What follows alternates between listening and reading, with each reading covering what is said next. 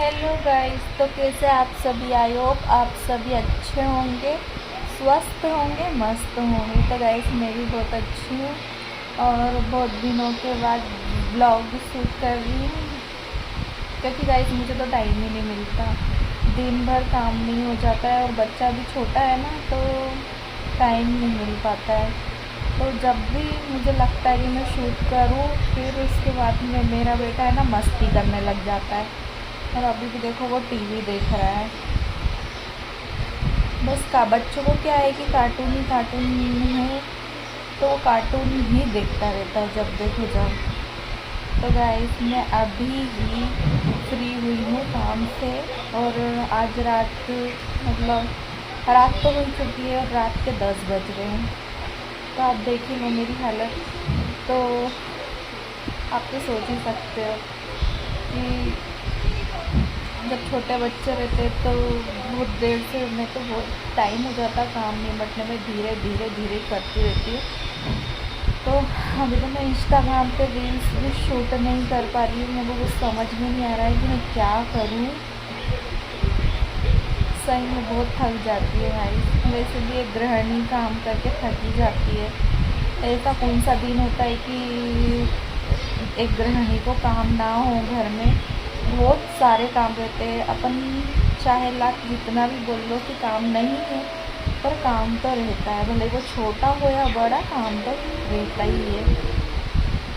दिन भर में कम से कम आप 5 घंटे तो घर में काम करती ही होगी सुबह, और 5 से क्या 6 घंटे हो जाते हैं। जिससे इंसान अगर 6 बजे उठ रहा है तो वो 12 बजे निपटेगा, भले कुछ भी हो जाए तो उसका काम 12 बजे ख़त्म हो गई।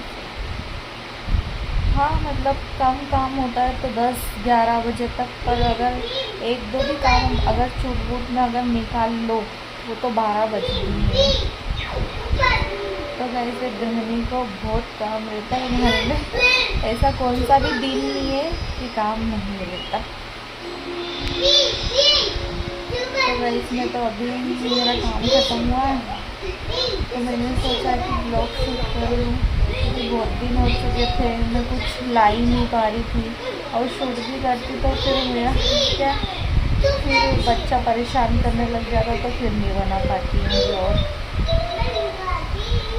और अभी तो क्या है कि गर्मी के दिन चल रहे हैं, अभी तो बाहर ना तेज़ हवा चल रही है हमारे यहाँ, तो अभी चलने लगी है। वो ऐसा होता है ना कि कुछ अगर किसान ने बोया हो, तो ऊपर वाला ये सोचता है कि मतलब ऐसा है, ऊपर वाले का तो क्या ही मतलब वो करे, ऊपर वाले की तो कोई गलती नहीं है। पर क्या है कि कलयुग चल रहा है। कलयुग में क्या, जब भी अगर कोई सोयाबीन बोता है तब पानी आ जाता है, मतलब वो निकलने वाली रहती है तब। और गेहूँ होता है तो फिर जब कुछ ना कुछ होता ही रहता है। पहले तो ऐसा नहीं होता था कि पानी आए, पर अब जैसे है ना, मैं तो जैसे छोटी से बड़ी हुई हूँ, मतलब मुझे हो गए हैं 5 साल 6 साल, देखते देखते भी कलयुग आ चुका है। सचमुच नहीं तो पहले तो इतना पानी नहीं आता था।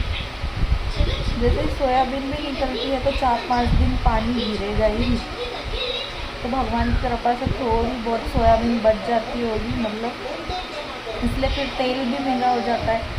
और अभी क्या है कि हमारे यहाँ पर एमपी में 1-2 दिन में ही गेहूँ निकलने वाले हैं और पानी आने लग गया। तो इंसान फिर कैसे क्या करेगा बताओ। गेहूँ की रोटी होनी तो ज़रूरी है, और सोयाबीन भी होनी ज़रूरी है, क्योंकि उससे तेल बनता है। और फिर तेल भी क्या महंगा हो जाता है। अभी तो 140 पे पहुँच गया है तेल। कोरोना के टाइम में तो ऐसा 75 का ही था, और महंगाई भी दोस्तों बढ़ती जा रही है। महंगाई का तो क्या ही बोले।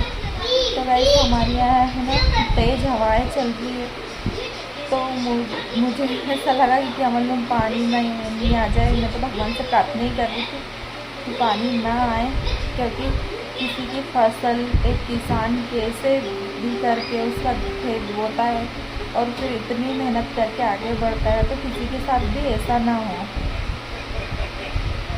तो गाइस आज का ब्लॉग मैं यहीं समाप्त करती हूँ। और आप बताना कि मेरा ब्लॉग आपको कैसा लगा, और कमेंट भी करना, लाइक भी करना, सब्सक्राइब भी करना। थैंक यू, बाय बाय, शुभ रात्रि।